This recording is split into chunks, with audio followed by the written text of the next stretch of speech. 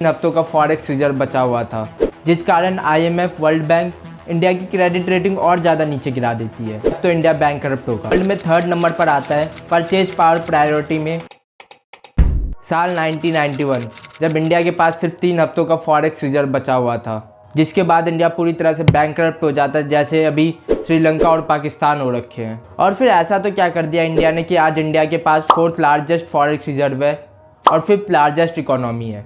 तो इस कहानी की शुरुआत होती है 15 अगस्त 1947।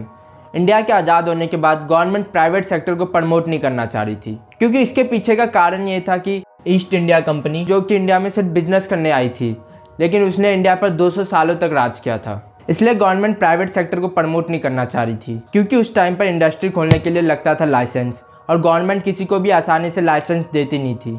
और इस टाइम पीरियड को लाइसेंसिंग राज भी कहा जाता था, और उसमें इन्वॉल्व होता था बहुत सारा करप्शन। अब समझते हैं इंडिया में इकोनॉमिक क्राइसिस आया क्यों था। इंडिया में सबसे बड़ा कारण था इकोनॉमिक क्राइसिस आने का इंडिया का फिजिकल डेफिसिट। अब ये क्या होता है, चलो उसको एक एग्जाम्पल की मदद से समझते हैं। मान लो किसी कंट्री की रेवेन्यू है 200 रुपये, एक्सपेंस है 250 रुपये, और ये जो एक्स्ट्रा 50 रुपये आया है, इसी को कहेंगे हम फिजिकल डेफिसिट। अब ये जो एक्स्ट्रा 50 रुपये है, इसको कवर करने के लिए लोन लेना पड़ेगा। इंडिया ने 1980s में इंफ्रास्ट्रक्चर बिल्ड करने के लिए और इंडस्ट्री सेटअप करने के लिए लोन लिया हुआ था, लेकिन जिन सेक्टर में इंडिया ने इन्वेस्ट किया था उन सेक्टर से अच्छे रिटर्न्स नहीं आने के कारण और ज़्यादा लोन लेना पड़ा। दूसरी तरफ गल्फ कंट्री के वार के कारण पेट्रोल के प्राइसेस बढ़ने लगे, और ना ही उस टाइम पर इंडिया ज़्यादा एक्सपोर्ट करता था, जिससे इंडिया में फॉरेक्स रिजर्व आए।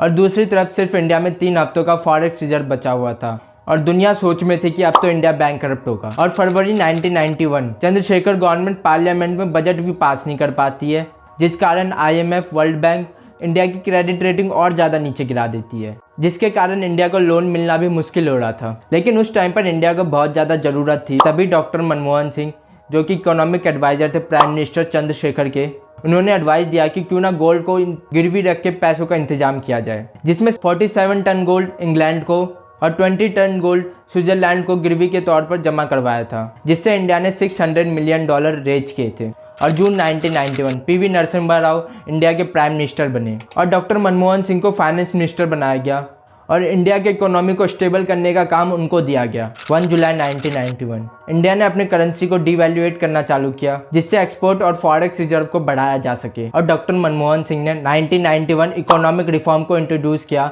जिसमें LPG that is liberalisation, privatisation and globalisation को लाया गया। इसमें फॉरेन इन्वेस्टमेंट और प्राइवेट कंपनीज को बढ़ावा दिया गया था।